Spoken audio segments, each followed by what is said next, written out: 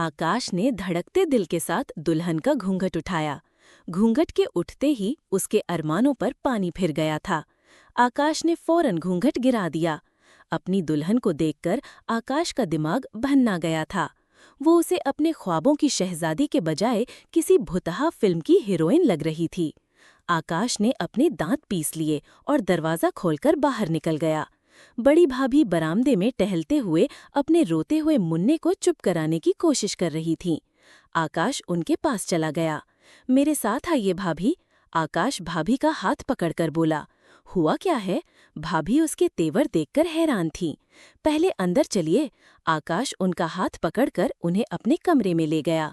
ये दुल्हन पसंद की है आपने मेरे लिए। आकाश ने दुल्हन का घूंघट झटके से उठाया। भाभी से पूछा, मुझे क्या पता था कि तुम सूरत को अहमियत दोगी? मैंने तो सीरत परखी थी।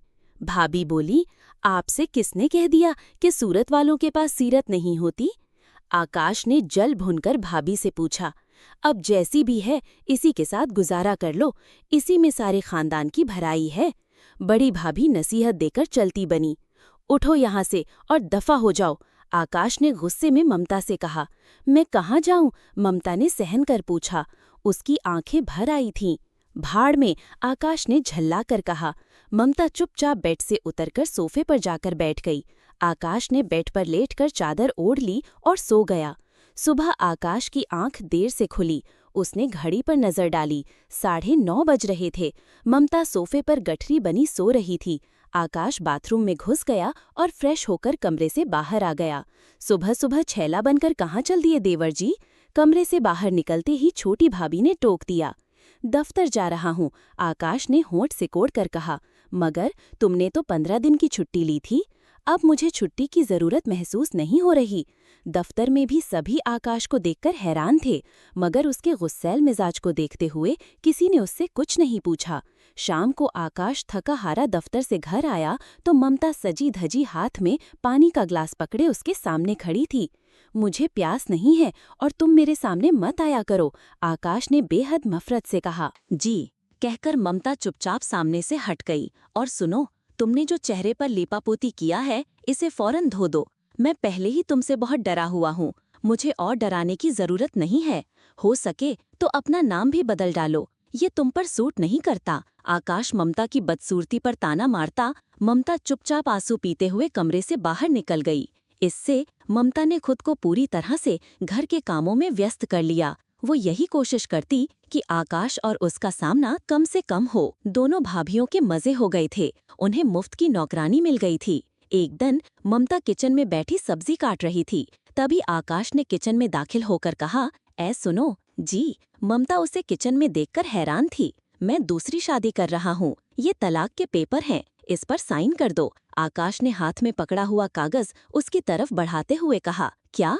ममता ने हैरत से देखा और सब्जी काटने वाली छुरी से अपना हाथ काट लिया। उसके हाथ से खून बहने लगा। जाहिल, आकाश ने उसे घूर कर देखा। शक्ल तो है ही नहीं, अक्ल भी नहीं है तुम में। और उसने ममता का हाथ पकड़कर नल के नीचे कर दिया। ममता आंसुओं को रोकने की नाकाम कोशिश कर रही थी। आकाश ने एक पल को उसकी तरफ देखा। आंखों में उतर आए आंसुओं को रोकने के लिए जल्दी जल्दी पलकें झपकाती हुई वो बड़ी मासूम नजर आ रही थी। आकाश उसे गौर से देखने लगा।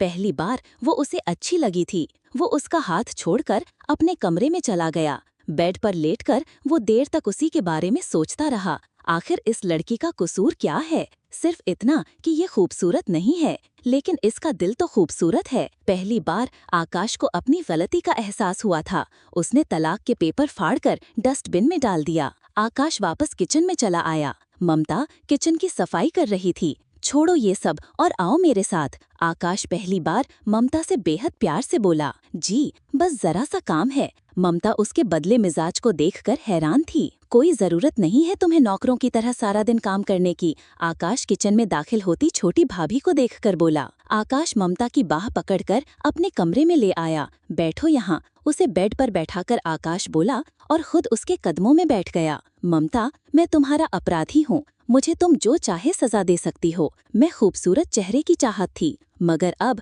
मैंने जान लिया है कि जिंदगी को खूबसूरत बनाने के लिए खूबसूरत चेहरे की नहीं बल्कि खूबसूरत दिल की जरूरत होती है। प्लीज मुझे माफ कर दो, आप मेरे पति हैं, माफी मांगकर आप मुझे शर्मिंदा ना करें। सुबह का भूला अगर शाम को वापस आ जाए तो उसे भूला नहीं कहते, ममता बोली। थैंक्स ममता, तुम बहुत अच्छी हो, आकाश प्यार से बोला। अच्छे तो आप हैं जो मुझ जैसी बदसूरत लड़की को भी अपना रहे हैं, कहकर ममता ने हाथों में अपना चेहरा छिपा लिया और रोने लगी। पगली, आज रोने का नहीं हंसने का दिन है। आंसुओं को अब हमेशा के लिए गुड बाय कह दो। अब मैं तुम्हें हमेशा हंसते मुस्कुराते देखना चाहता हूँ। और खबरदार जो अब कभी खुद को बदसूरत कहा, मेरी नजरों में तुम दुनिया की सबसे हसीन लड़की हो। ऐसा कहकर आकाश ने ममता को अपने सीने से लगा लिया। ममता सोचने लगी, अंधेरी रात कितनी भी लंबी क्यों ना हो, मगर उसके बाद सुबह जरूर होती है।